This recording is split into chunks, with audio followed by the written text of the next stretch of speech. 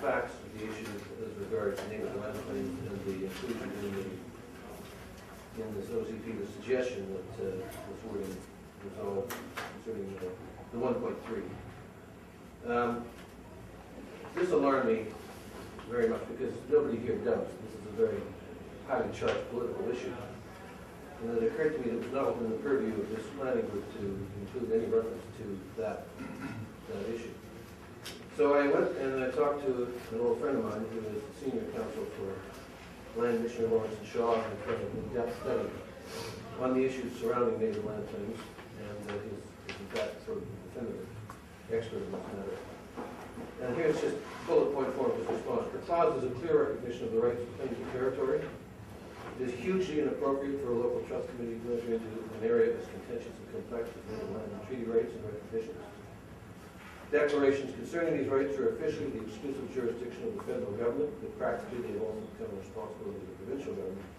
But the Gambier Island Trust is far too junior an organization to be making any such undertaking or putting any such language into an OCP document, which in any case is itself an inappropriate vehicle for dealing with issues arising from native land claims and let us not kid ourselves.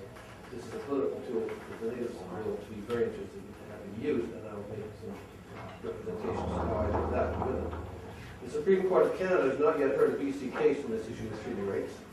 The only case to appear before it dealing with land claims issues of BC, the Supreme Court of Canada stated that only in areas where it can be shown that natives return regularly to hunt or fish may be seen as site-specific. This does not extend over vast areas of territory. In fact, they said you can't make blanket statements about territory. This was, the court saw fit to go back to the process of taking 20 years and hardly any treaties been concluded because, among other things, people don't want to let go of some of these ideas that territory. You, in my view, incorrectly identified Seashell and Squamish or mistakenly identified them as having interest in the area. In fact, there are 3 bands with opposing and overlapping claims all across House Island. There is Squamish and Squamish and Florida.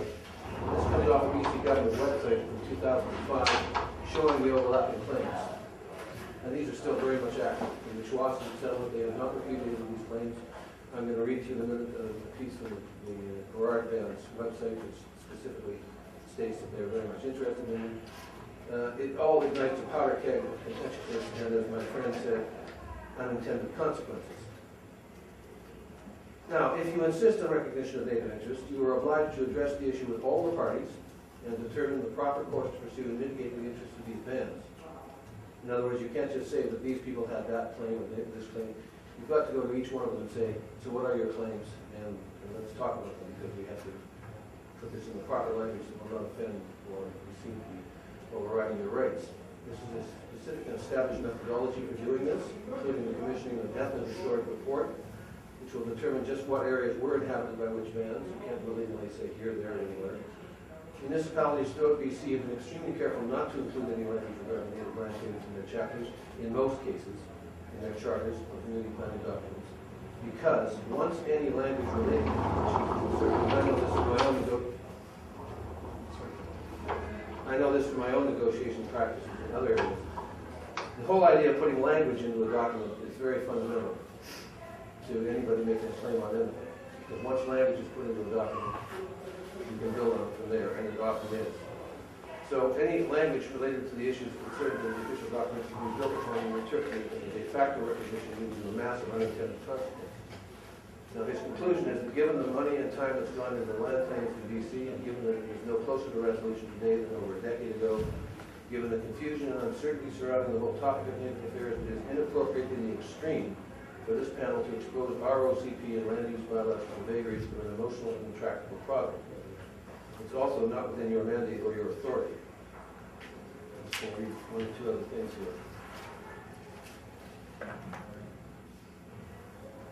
He says, since all of them, referring to these people who assert land claims, since all of them have asserted historic claims to the area and islands of House Island, I presume that all of them would be offended if the persons represented by the island's trust were to make a reference in a bylaw or community plan that suggested in any way that any of the 3 groups use that area to the exclusion of the others, or even to a greater extent than the others, without first obtaining their free, prior, and informed consent. So, what I'm saying, Mr. Chairman, this is a real minefield. And I'm mindful that some other areas have said vague references. I'm not concerned with other areas, I'm concerned with ours, and I'm very concerned that this issue, this language, if it's allowed to go forward, will have very serious and unintended consequences to the residents of landowners. We do not want to report to several areas of government what we can and cannot do. There's been enough going on that has cut us off from our original expectations. This one's a serious one, and I'm going to pursue it.